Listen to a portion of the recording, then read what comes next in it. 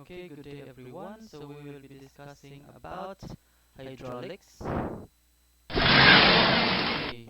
So learning objectives that the participants will be able to know the application of hydraulics, understand the types and properties of hydraulic fluids, learn the functions of hydraulic power generation and transmission, apply the standard hydraulic symbols, working elements, valves, and components with the use of hydraulics. So what is hydraulics? So science that deals with practical applications of liquids in motion. So from the Greek word hydro means water and aulos means pipe. So it is not a hero in Mobile Legends. Okay, the transmission and control of forces and motions by fluids.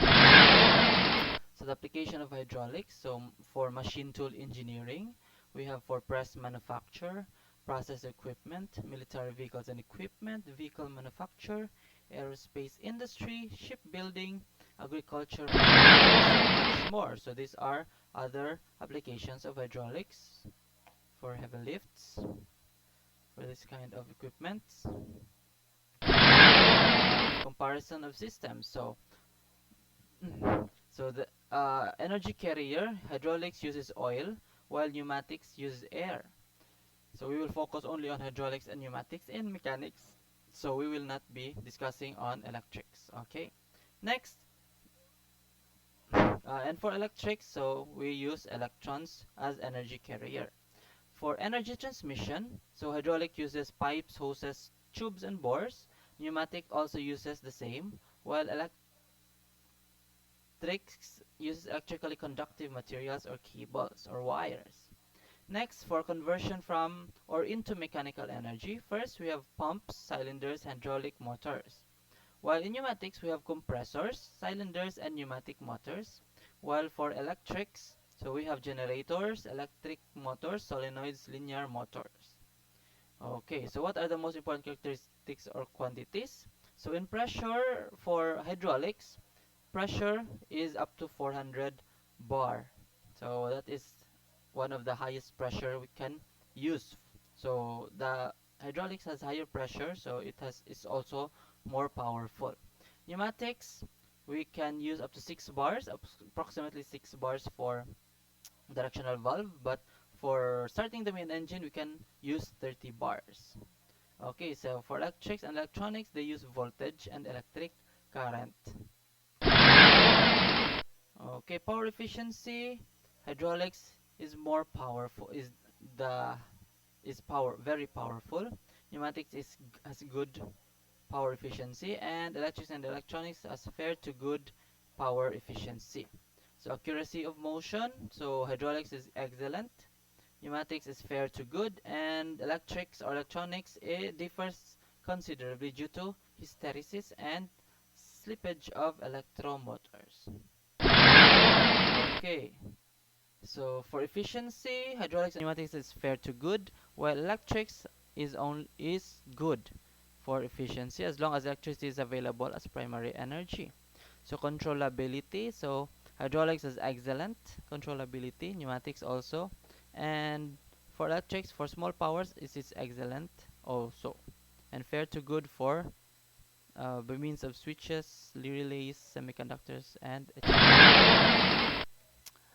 Okay, generation of linear movement. So hydraulics is extremely simple, like also like pneumatics, and electrics and electronics slightly more complicated.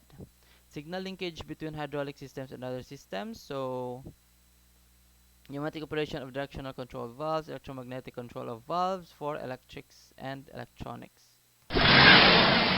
So let's talk about hydraulic fluid. So what does hydraulic fluid do?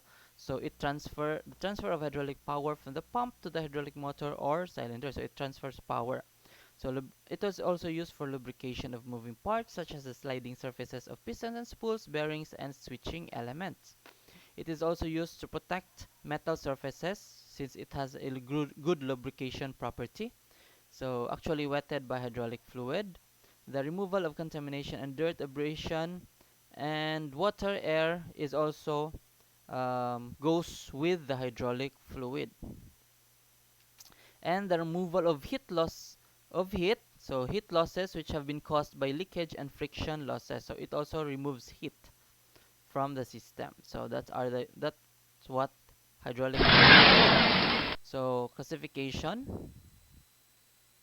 So there are different classification or codes used in use for hydraulic fluid. First, which we have H. So this is the common code for hydraulic fluid. L is for the additives, and then P is for the pressure, and V is for viscosity. So let's have a sample. So this one is a hydraulic oil HLP68. So H means hydraulic oil, L with additives to increase corrosion protection or aging stability, and P with additives to reduce and or increase load carrying capability, and with a viscosity of 68. Okay, so viscosity is the resistance of flow. It is the most important property of hydraulic fluid. It is the measure of internal friction of hydraulic fluids, or the resistance which must be overcome to move two adjacent layers of liquid against each other. So the measure of how easily a liquid can be poured. So it has a millimeter squared per second or centistoke of unit. Okay, so viscosity standard. So viscosity data is always referred to a certain temperature that is 50 degrees Celsius as per former DIN classification, and then 40 degrees Celsius as per the latest ISO standard. As per SAE classification, engine and transmission oils are subdivided into viscosity classes. Here, though, the permitted tolerance ranges are far larger. So ideal viscosity. So usually, ideal viscosity range of approximately 12 to 100 centistoke or millimeter squared per second. So standardized viscosity limit when starting cold is 36 millimeter squared per second or 36 centistoke, and the lower viscosity limit is 10. Okay. Hydraulic fluids, low and high.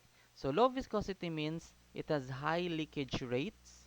So since it is um, it's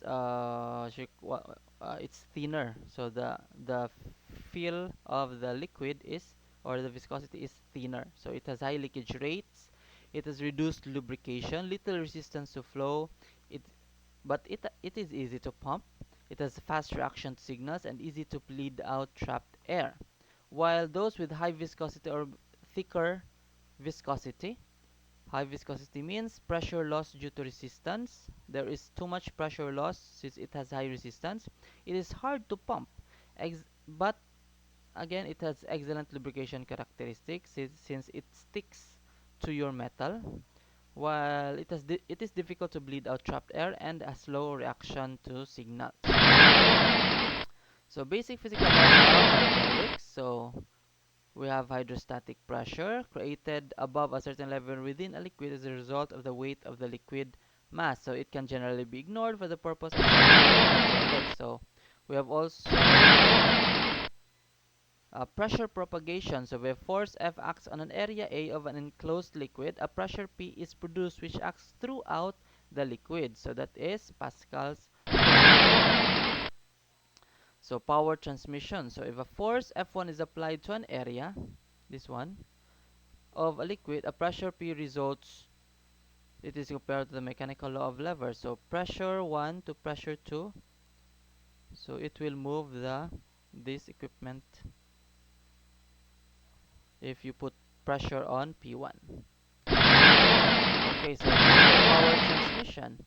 So in hydrodynamics, okay, displacement transmission. So if the input piston of a hydraulic press travels a distance S1, a volume of fluid will be displaced. So this same volume displaces the output piston by a distance S2. So if the area of this piston is larger than that of the input piston, the distance traveled with the output piston will be shorter than that of the input piston. So it is comparable to the mechanical law of hydraulics. So hydrodynamics pressure transfer. So if you put pressure on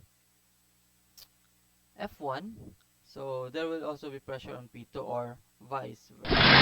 So laws of hydraulics. We have a types of flow: the laminar flow and the turbulent flow. Laminar is much smoother flow, while turbulent flow is like this one.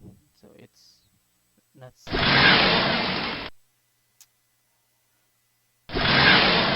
Next is cavitation. So In a hydraulic system, if a vacuum is smaller than 0.3 bar, air is dissolved in the oil is precipitated out. When the pressure rises again due to a reduction of speed, the oil bursts into the gas bubbles. So this causes the erosion of small particles from the wall of the pipe immediately after the reduced cross-section, leading to material fatigue and often also to fractures. So this effect is accompanied by considerable noise. So it is a significant factor in a hydraulic system as a cause of wear in devices. So that's why we should prevent air from entering our hydraulic systems. It causes cavitation, or it creates, or the burst gas bubbles will create erosion of metal parts inside the system. So input and output power. So various losses occur at the individual devices within the hydraulic control chain. So this consists essentially of mechanical, electrical, and volumetric losses. So these are the losses. Usually we have 5% loss on cylinder, 10% on lines and valves, 10% on pump, and 5% on our electric motor. So there is no 100% or perfect system here in the universe. So after installation has been in service for some time, there will be a change, in particular in the volumetric efficiency of the pump, as a result, for example, of rotation. So let's go with the structure of the system. Okay. So we have here the power supply section, we have the power control section, and then we have here the drive section. So let's go. Hydraulic power generation and transmission. So hydraulic power unit. So the hydraulic power unit provides the energy required for the hydraulic installation. So its most important components are the reservoir, tank, the drive or electric motor, hydraulic pump, pressure relief valve for safety or safety valve also, filter and cooler. So filter to prevent dirt from damaging the system. So it protects the system from dirt. And cooler to cool down the system and prevent overheating. So it may also act as a carrier for other devices like gauges, directional control valves, and others. Okay, so first we have the hydraulic power unit. The first part of the hydraulic power unit is the reservoir. So it contains the hydraulic fluid. So it is like a tank. So required to operate the installation. So within the reservoir, air, water, and solid matter are separated out of the hydraulic fluid, since it doesn't have the same density. So the size of the reservoir will depend on the practical application involved. For stationary systems, the volume of fluid delivered by the pump in 3 to 5 minutes can be taken as a guide. So in mobile hydraulic systems, on the other hand, the reservoir contains only the maximum quantity of the hydraulic fluid required. So next we have the pump. So there are two kinds of pump. We have externally gear pump, and we have internally gear pump. So what's the use of the pump? So it moves the liquid from point A to point B. So for example, if you suck the oil from the tank or the reservoir, then you suck it there, and then the pump will move it to another component. Next, we have the filter. So it is used to prevent impurities from entering the system, or it traps the impurities. Yeah, and then it protects the system from damage due to those impurities. Okay, so there are different filtration methods. We have the suction line filtration. So the filter is installed in the suction line. So as you can see here, in the suction line of the pump. So it protects the pump against damage caused by foreign matter. So possibility of damage as a result of cavitation in the event of blocked filters. So we have filter here, so it protects all the components after it, right? But it has a possibility of damage if the filter will be blocked. So there will be no fluid that will enter into the pump and other parts of the system. So therefore air will be there, and then it will create cavitation or damage. Okay, we have pressure line filter. So as you can see, we have a pump here, we have a filter in between, and then they have the valve and the piston here. So pressure line filter, the filter is installed in the pressure line to protect the hydraulic equipment against foreign matter. So this enables small mesh sizes to be used. It protects this equipment above.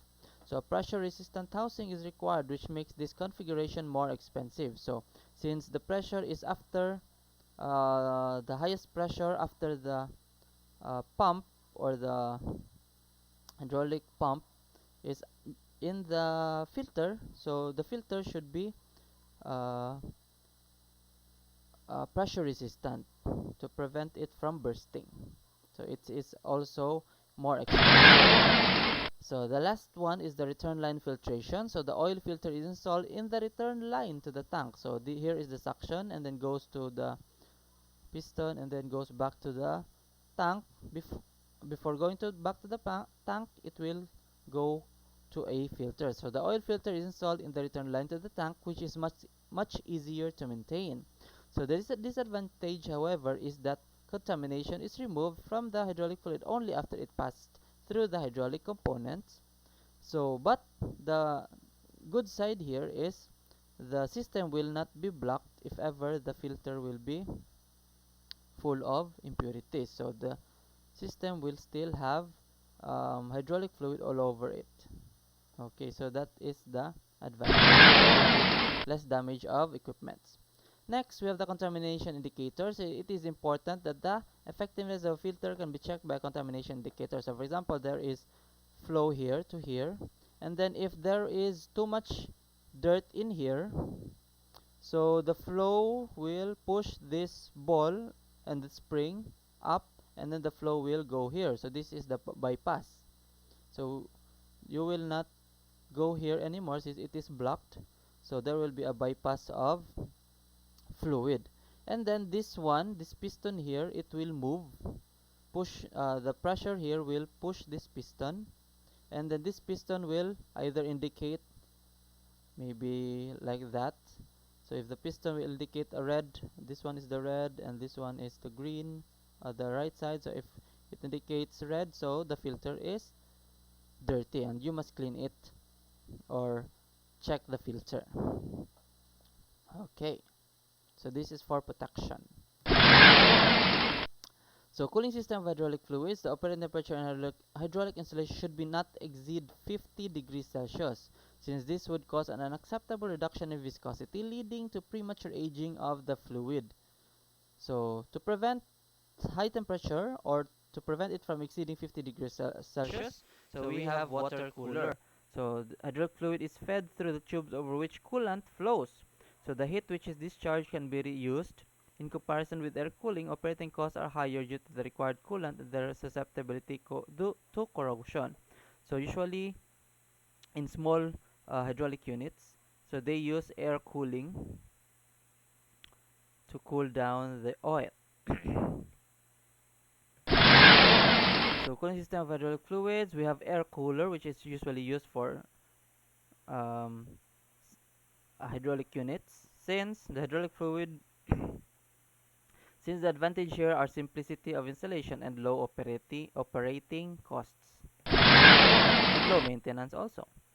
Heating system of hydraulic fluids. So in cold areas, we need heaters for our hydraulic also. So if the viscosity is too high, the resulting increase in friction and cavitation leads to greater wear. So we must lower the viscosity by using a heater.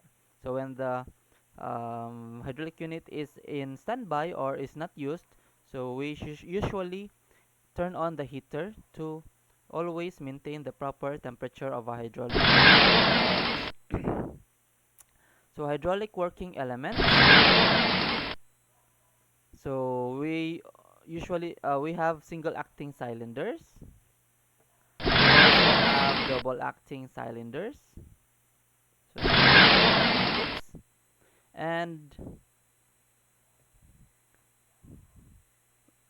for double acting cylinder with end position cushioning. So when the piston approaches its final position, the damping piston shuts off the direct oil outlet. So excess pressure sets up an oil cushion in the remaining cylinder volume. At this stage, oil may only leave the cylinder through a controlled cross-section of stream. So hydraulic motors, so like cylinders, hydraulic motors are drive components controlled by valves. So they too convert hydraulic power into mechanical power, with the difference that they generate rotary or swivel movement instead of linear movement. Hydraulic valve components. So there are different classification of valves according to construction. The poppet valves, the slide valves. So these are the poppet valves. So it's like a non-return valve,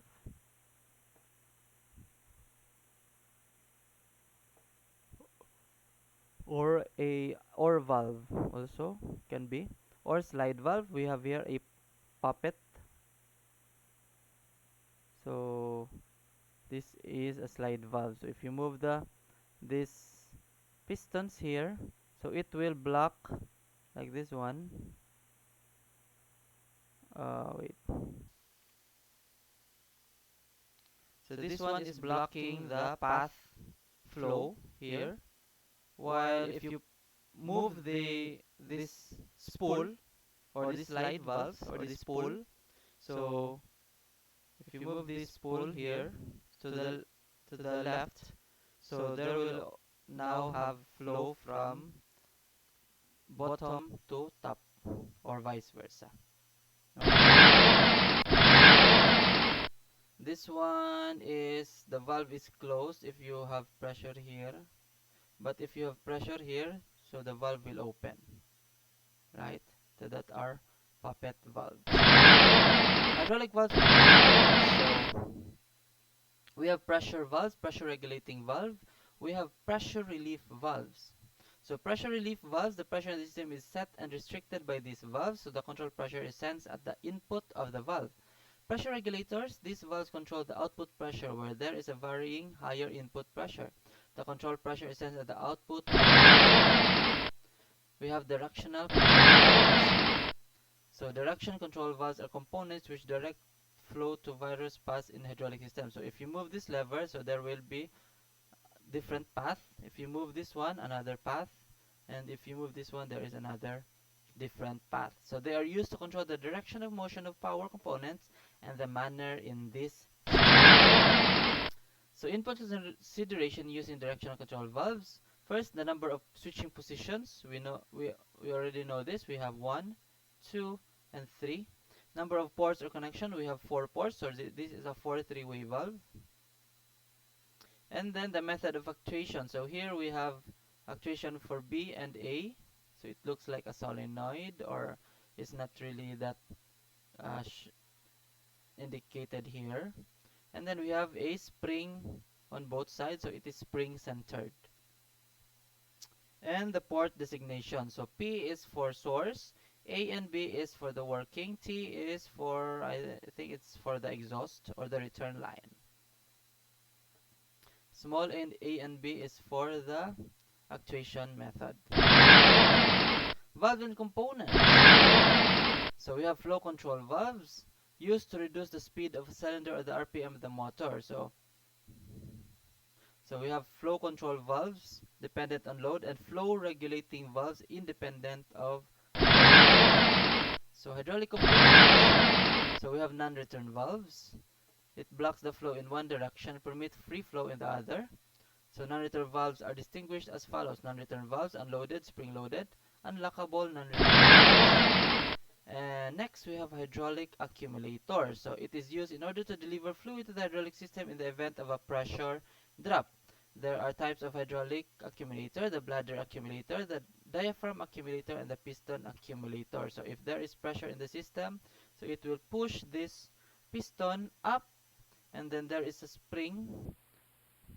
So if there is sudden loss of pressure in the system, so the piston will be pushed by the spring, and the pressure here will um, help deliver the fluid or help during pressure drop. Also, so there are also like a bladder type. So this elastic bladder of the accumulator is charged with nitrogen. So there is nitrogen in here. So from a pressure bottle via the gas valve until, so you can put the nitrogen here if you want to put more. So as the pressure in the system increases, So the bladder will move upward and then the gases will be compressed. So there will be pressure in the accumulator, pressure accumulated. So in the event, so so the when the power pack is started up, part of the hydraulic fluid delivered by the pump passes the accumulator and compresses the nitrogen to the required maximum working pressure. So if the pressure in the hydraulic system drops, the fluid in the accumulator is displaced by the higher instantaneous pressure from the expanding bladder until pressure compensation is achieved. So what are the applications of accumulator? First, as an emergency fluid source in the event of pump failure so as to complete the working cycle.